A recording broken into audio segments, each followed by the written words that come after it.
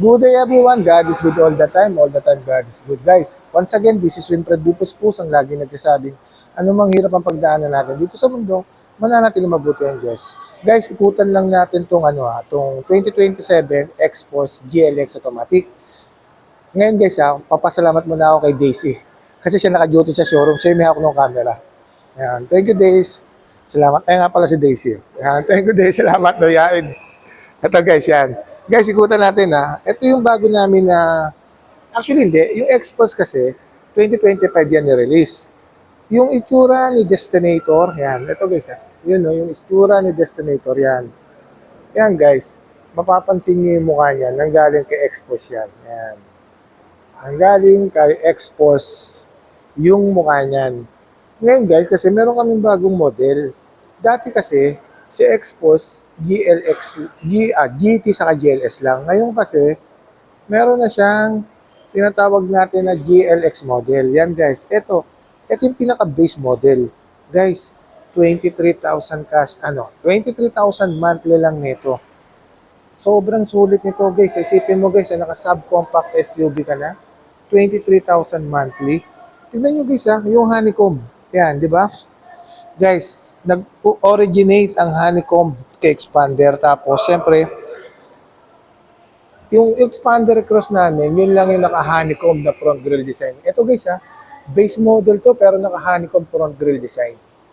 Ito guys kasi base model siya kaya wala siyang multi-arm camera. Wala siyang 360. Ngayon guys, pagdating naman sa kanyang headlight, yan. Sa kanyang headlight guys isipin nyo guys naka-LED na yan LED na daytime running light, LED na positioning light, LED na projector headlight. Yan. Tapos, siyempre, may fog lights na rin yan, guys, Ayan, may fog lights na rin yan. Di ba, guys? Isipin nyo, guys, base model lang yan. Tapos, naka-LED na. Hindi yan halogen, guys, Tapos, pagdating sa kanya ito, guys. Isipin nyo, guys, meron na rin yang design na parang fender flare o tinatawag natin na wheel art o tinatawag natin na mudguard o tinatawag natin na body cladding. Yan. Yan guys, naka-body cladding na rin yan. Ayan Tignan niyo yung side skirt. Yan, di ba? Naka-body cladding na siya. Base model lang yan guys Actually guys, si Expander GLX, Expander GLS, hindi naka-body cladding.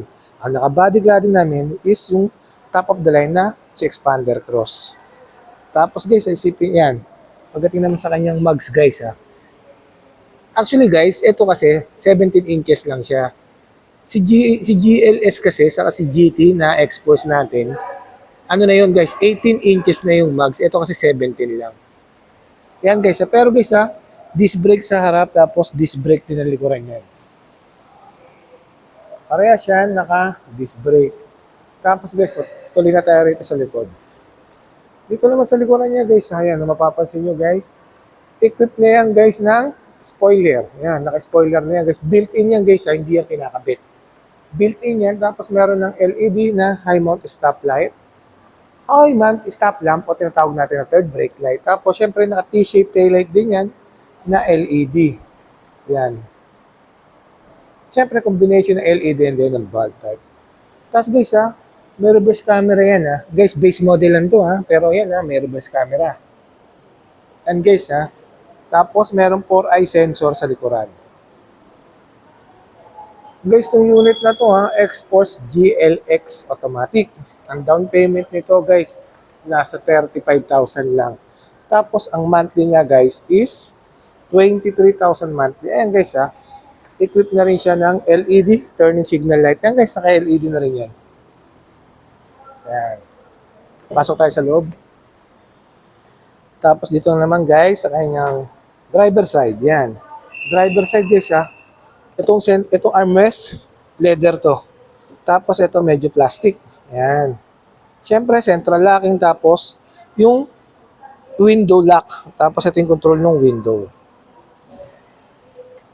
Ganda no? Tapos siyempre, ito yung sa ilaw. Yan.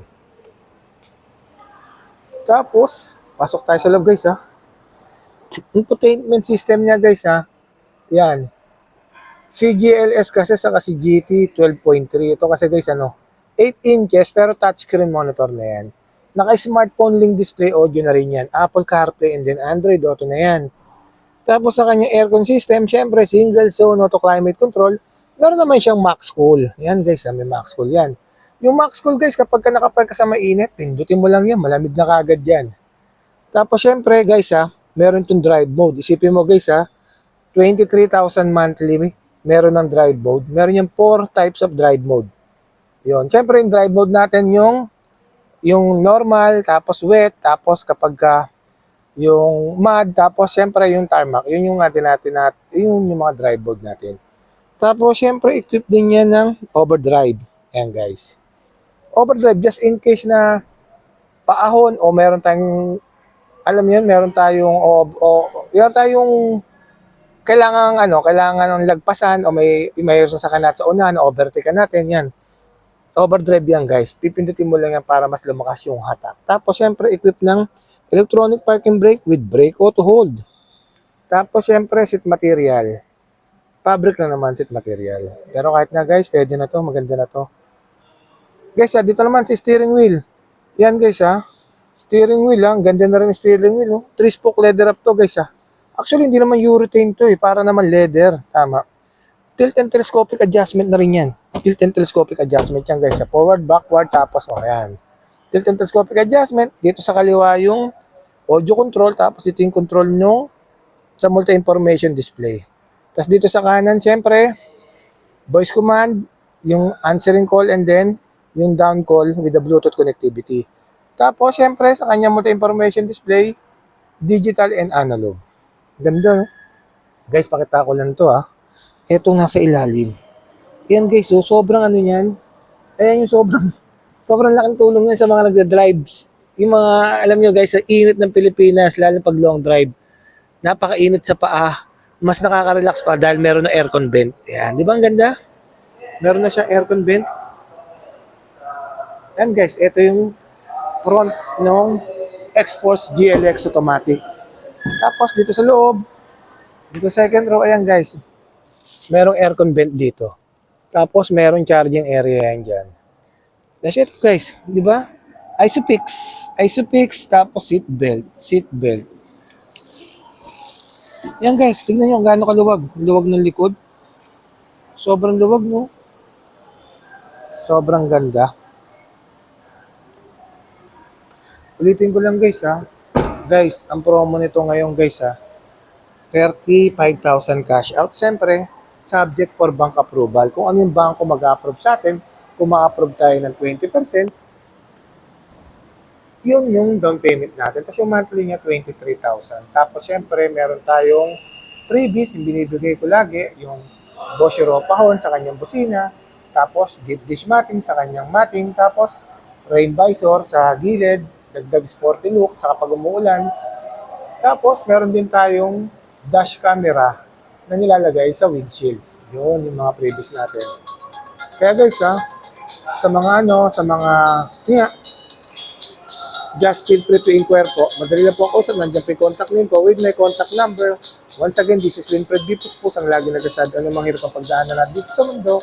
Mananatiling mabuti ang Diyos. Salamat guys. Thank you.